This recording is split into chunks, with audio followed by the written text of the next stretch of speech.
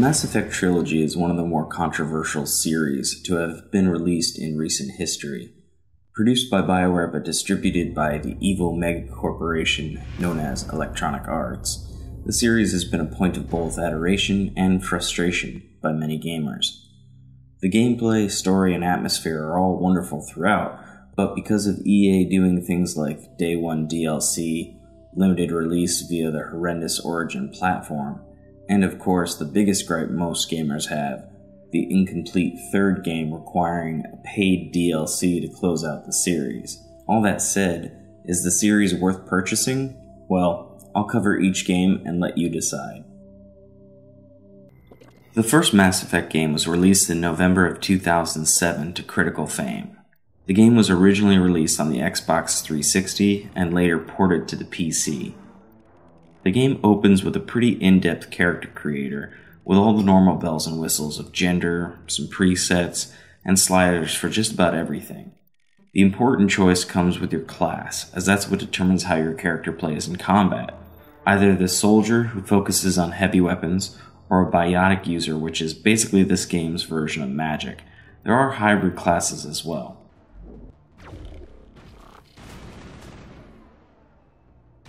The game's combat is basically a cover shooter. You can, however, pause time to change weapons and issue orders. It flows quite nicely, and the abilities are pretty fun to use. The weapons in the game don't use ammo, but instead have an overheat dynamic, in which if you continuously fire the weapon, it will overheat, and you won't be able to use it for a few seconds until it cools down. The different types of weapons produce heat at a different rate.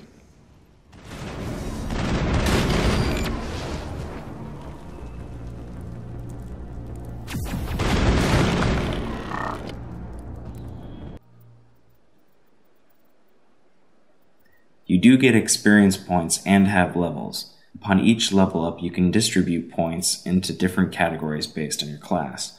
As a soldier, I chose to pump up assault rifle and armor quickly. The real draw to the game is its story and characters, and in true RPG fashion, you can choose from dialogue options that will either make your character good, evil, or in between. The various alien races and the music really add depth to the game. Furthermore, the game has a great feature called the Codex, which provides a lot of background information on just about everything. EarthClan, you are in the wrong place, I think. Your ambassador is next door in the large office. Chastising remark. Don't be so rude, Den. At least introduce yourself. And as I've said, the story, which is about your efforts to thwart a traitor Spectre agent from reviving an ancient race of machines that destroy all intelligent species in the galaxy when they've grown intelligent enough to traverse said galaxy, is very well told. I found myself getting caught up in the story almost instantly, not only from the writing being well done, but the voice acting really adds a lot to suck you into the game.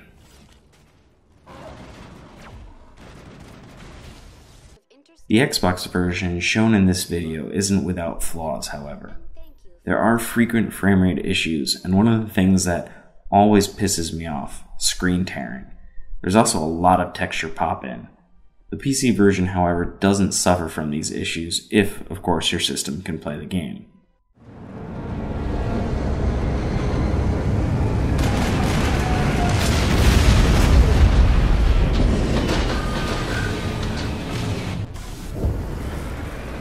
The last batch went south. What are they looking for?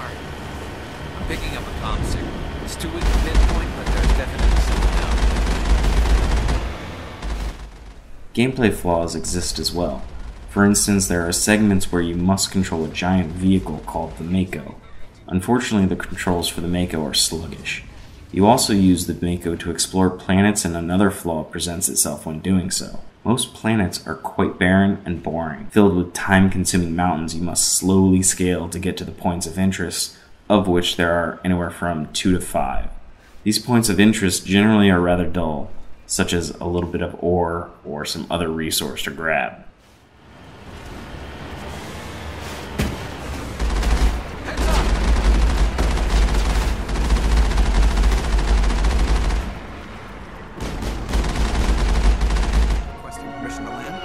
Stand by for clearance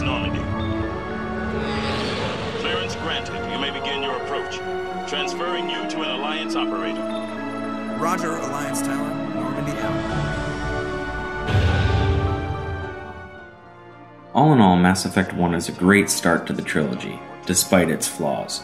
It's just one of those games that when you think back on it, you remember all of the good and none of the bad. I would, however, recommend you play it on a PC, but only if you're willing to suffer the Origin platform for the final installment.